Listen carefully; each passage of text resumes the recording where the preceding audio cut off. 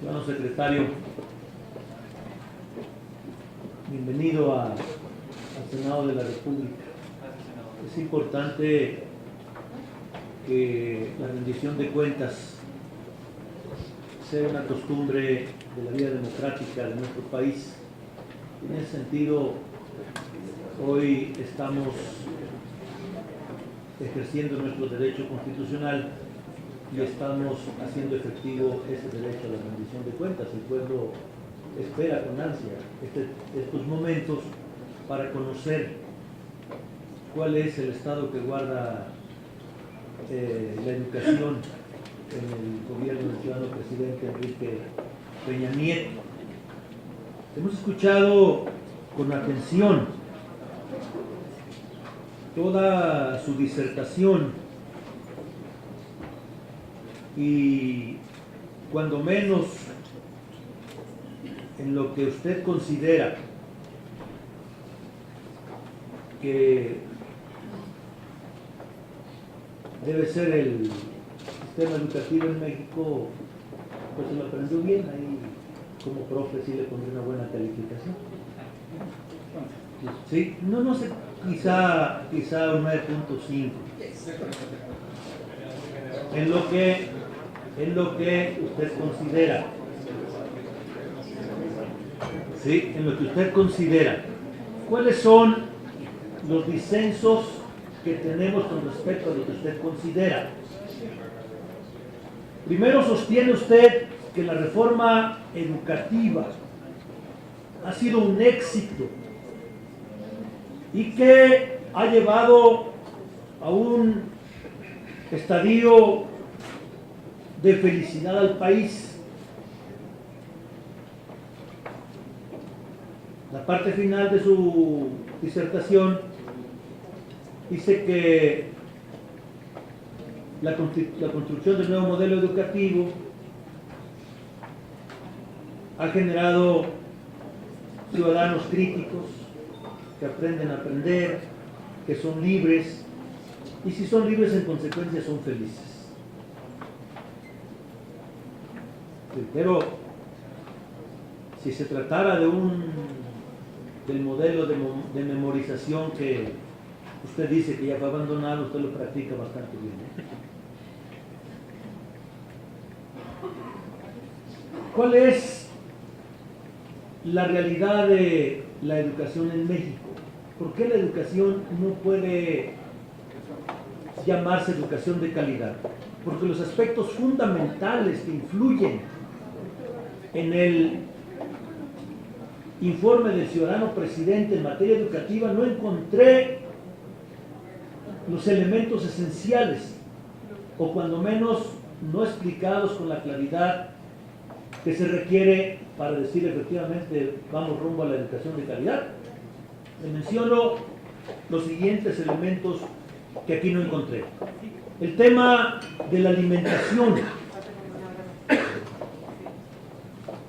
Aquel dicho popular de que las letras no entran cuando se tiene hambre, no solo es un dicho, es una realidad espantosa de este país.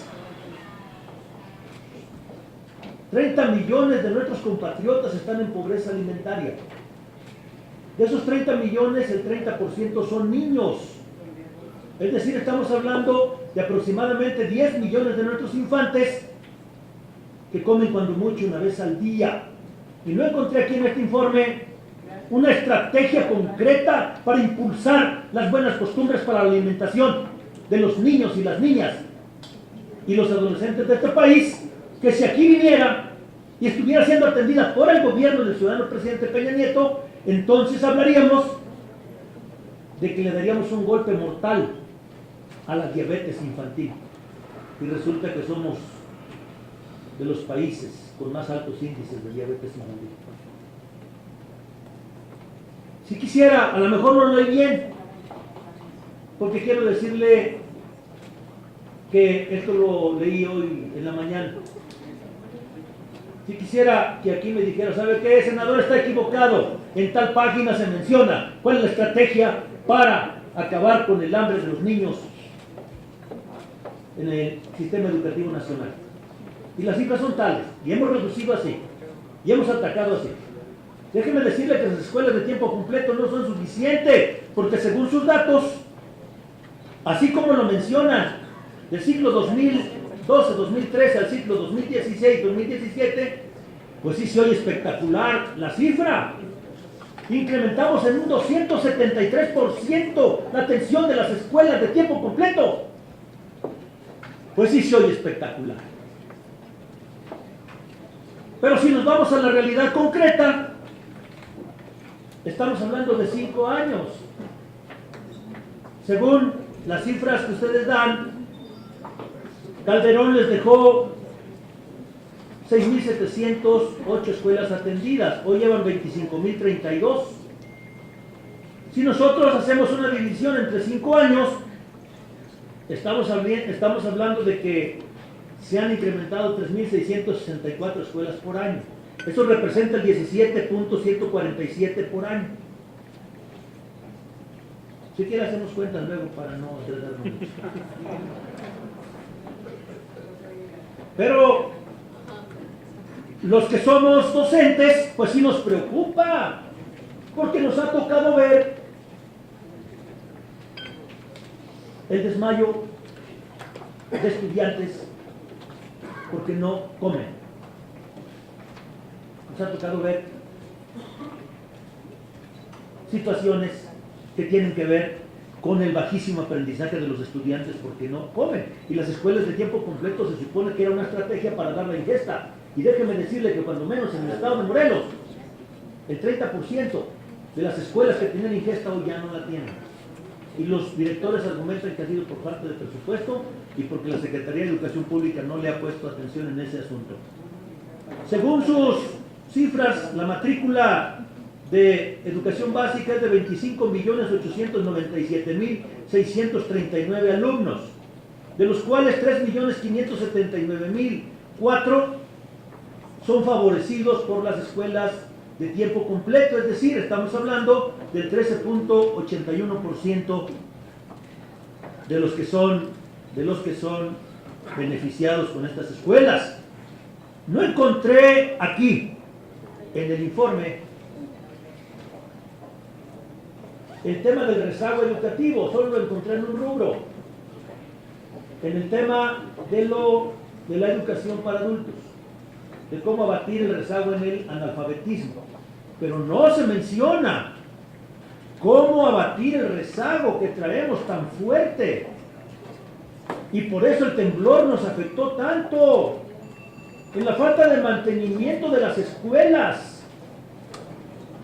Si las escuelas se cayeron, y lo invito a que hagamos una gira juntos con la Comisión de Educación al estado que usted determine del país, y vamos a encontrar que la cifra de la OCDE se queda corta, que más del 50% de las escuelas de México están en condiciones no aptas para el proceso de enseñanza-aprendizaje.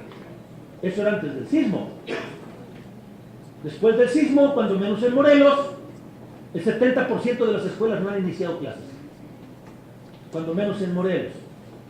Yo le hice llegar un documento, como corresponde, de manera respetuosa, donde le solicito que me dé un informe de cuáles son las escuelas que en Morelos están afectadas al 100%, cuáles requieren reparación y cuáles ya están en condiciones de iniciar clases. La respuesta dice, me refiero al oficio 071 FDH 17 enviado por el senador Fidel de Médicis al maestro Aurelio Nuño Mayer, secretario de Educación Pública, mediante el cual solicita información de las escuelas del estado de Morelos que fueron afectadas por el sismo del pasado 19 de septiembre. En virtud de lo anterior, estaré al pendiente de la resolución que se genera al respecto, a más tardar el 31 de octubre del presente año, para hacerla del conocimiento del senador Fidel de Médicis Hidalgo. Bueno, esperaré hasta las 12 de la noche, que concluye el 31 de octubre, y espero que ya esto lo tenga en mi escritorio, para poder informarle a mis paisanos de que ya hay una respuesta sobre ese tema. En este documento encontramos un informe que la verdad sí nos preocupa con respecto al tema de educación física. Dice, El nuevo planteamiento pedagógico impulsa una mayor articulación de los aprendizajes que los alumnos adquieren en este trayecto formativo y establece una carga horaria de 1 hora para preescolar y primaria de educación física y 2 horas para secundaria. Otra de las causas de la diabetes no solo es la malnutrición, también es el sedentarismo. Y están condenando a nuestros alumnos al sedentarismo. Yo sí quiero que usted me diga cómo vamos a resolver el problema de la diabetes infantil, que su origen está en la malnutrición. Y cómo vamos a resolver el problema del sedentarismo, con 1 hora de clases en preescolar y primaria y con 2 horas en secundaria. Me pareció bien que usted hablara de que la infraestructura educativa se está mejorando, coincidimos. Elemento esencial para elevar la calidad de la educación, la mejora de la infraestructura educativa. No se concibe una educación de calidad si no hay una escuela digna en términos de infraestructura. Pero las escuelas no están así por falta de mantenimiento. Y si revisamos los números, pues también vamos a ver que de todas las escuelas que tenemos, aproximadamente 25,000 han sido impactadas. El equipamiento de las escuelas. Yo soy profe de forja y soldadura. Acabo de visitar la técnica 21, donde fui profesor de forja y soldadura. Y sabe que me encontré 2 cosas. Una, que esa escuela la van a demoler, porque le afectó de tal manera el sismo que ya no sirve para nada. Y 2, que las máquinas con las que yo enseñé a mis alumnos en el año de 1983 son las mismas máquinas que están utilizando los alumnos en el año 2017. Entonces, ¿cómo llegar a la era del conocimiento con tanto atraso en la tecnología para los alumnos? Aquí está el maestro Tuirán, que me da mucho gusto verlo. Entiendo que está revisando en su teléfono las estadísticas. Yo estudié, maestro Tuirán, en el Centro de Estudios Tecnológicos 140 de CIVAC para técnico industrial en mantenimiento, cuando mi señor padre me dijo que no me podía mantener una carrera larga. Fui a parar a una escuela y con mucho orgullo fui egresado de la de Getty. Lo que no me da orgullo es que también acabo de visitar esa escuela, en la cual ingresé en 1974, y las mismas máquinas, los mismos tornos, las mismas fresadoras, los mismos cepillos, los mismos esmeriles, hasta las mismas ceguetas.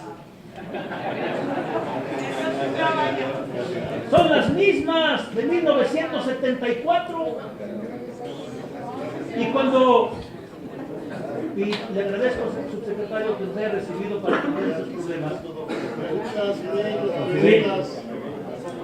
Le agradezco de veras, le agradece la atención del funcionario. Comentamos estos temas y a lo mejor el dinero no alcanza, secretario. Los compañeros hoy tienen que hacer un concurso, se dice, subsecretario, un concurso para accesar a los recursos, y el que pasa, pues está bien, pero el que no pasa, pues no puede. Sí.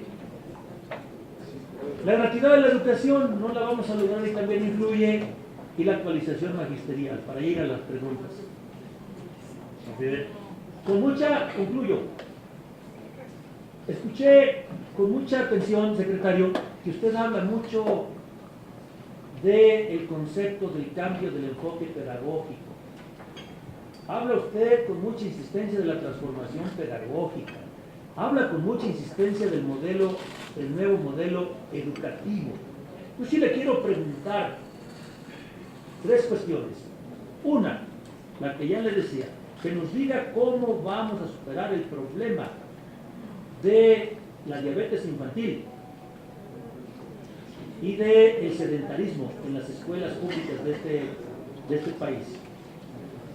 2, ¿cómo vamos a mejorar, cómo vamos a aspirar a la educación de calidad si no se cubren estos elementos esenciales que mencionaba, la alimentación de los infantes, el mejoramiento de la infraestructura educativa, cuál es la estrategia que tienen ahí para corregirla. Y por último, en esto del modelo educativo, yo sí quisiera que nos dijera si es un modelo que tiene bases eclécticas o tiene de manera particular alguna corriente pedagógica, si es la corriente crítica de Paulo Freire, de Giroux o de Kemis, o es el constructivismo de Piaget, de Vygotsky o de Novak. Soy profe, a lo mejor tú nunca fuiste a la escuela. Soy profe y le tengo que preguntar al secretario. Y si es así, si es ecléctico, que nos diga, o si alguna corriente de las que he mencionado animan al nuevo modelo educativo, cuáles son sus fundamentos filosóficos, epistemológicos y psicológicos que lo sostienen al modelo educativo. ¿Qué tipo de interrelaciones establece? ¿Bajo qué criterios usted considera que el paradigma educativo ya era caduco? Para que se pueda